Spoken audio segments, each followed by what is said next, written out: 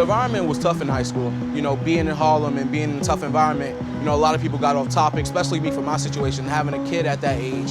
You know, college was the last thing on my mind. He once sat where you sat. He is on track to go to medical school in a couple of years. And he's coming here this morning to talk a little bit about his story. And so I hope that you all join me in giving him a warm welcome. Hey, how you doing today? I see how much I've changed and how much Stony Brook has showed me a different view of life. But you know, if I can make somebody else better, like others have done for me, then I'm blessed and I'm happy about that. From Bronx, New York to doctor, I just feel like it's in my future. My name is John J. Conyers. I'm a junior at Stony Brook University. This is my daughter, Emily Isabella Conyers, a future Seawolf.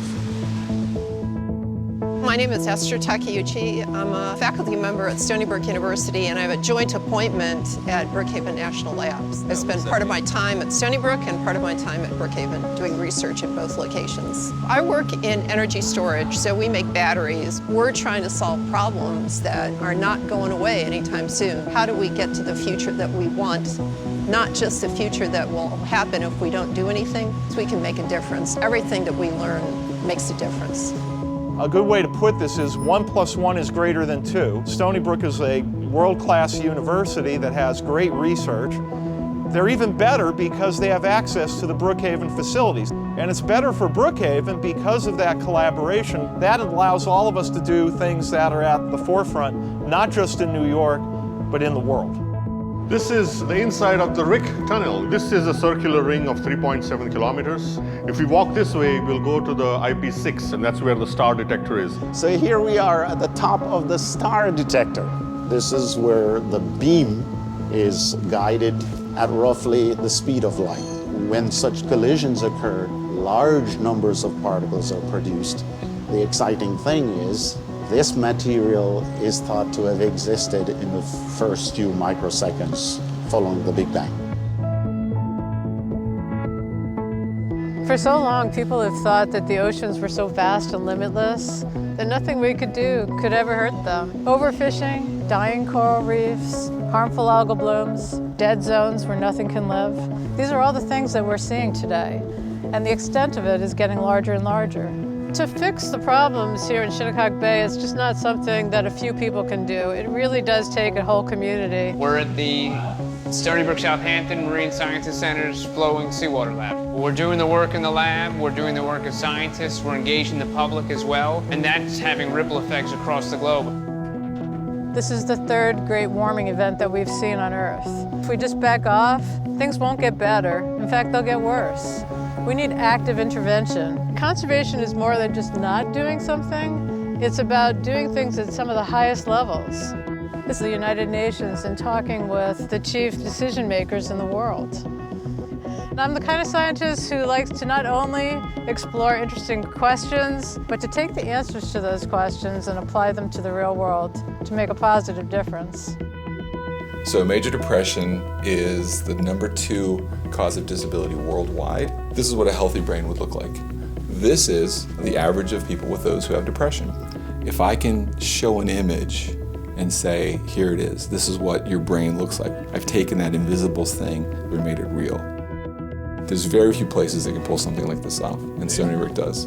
Not only do we have access to Stony Brook medicine, but what that means is we have a medical school, we have a nursing school, we have a school of social welfare, a school of public health, a school of health management and technology. So these are our future workforce. So we're changing the way we do things in healthcare, all with the primary goal of expanding access in the communities that need it the most, from Montauk to, Manhattan. So there's a basic blueprint, whether it's a dinosaur, a bird, a frog, a lizard, or a human, we can take that knowledge and extrapolate to other animals. So this is a skull of Majungasaurus, the top predator in Madagascar 66 million years ago. One of those magical electrical moments of discovery that we strive for. It's provided the opportunity for me to bring students to Madagascar, whether dental students, my graduate students. Stony Brook is special in having a core of researchers that all work and feed off of each other to illuminate the past. When you get to Madagascar, you'll drive for 10 hours through this amazingly scorched earth.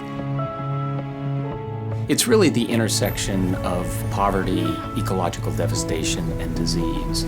The power of an institute like this on a campus like Stony Brook is to work across the entire university to address those issues. I'm interested in the past and the future of Madagascar. I mean, when I arrived in the rainforest, nothing had been studied, and I knew I needed an army of students. There'll be people there studying the canopy life, there'll be people there studying insects and chameleons and the rainforest itself, lemurs, of course, and people studying people, too. We have a team that goes out, and it's a health team bringing medicines to people, a dental team to help with some of the amazing health problems. We have an education team that goes to the most remote schools. We're a bustling kind of beehive of activity doing many, many different things all at the same time. You know, when my students get to Madagascar, I explain to them that they're going to choose a research project. And when they choose that research project, choose it carefully, because that's what they're going to do for the rest of their lives. When you come to Stony Brook University, we think you have unlimited potential, and we try and give you the opportunities to fulfill that potential. You get that feeling of excitement with discovery. We do this because we're intellectually curious. What makes the world tick? I'm excited every day. You know, when I think about the possibilities. We know how to work hard, and we know where we want to go. So it's all connected. Everything is connected here. Being a steward of the world that your grandchildren will inherit. Let's change the world together. That incredible investment, that incredible engagement with Stony Brook University, that's what we need to continue to go far beyond.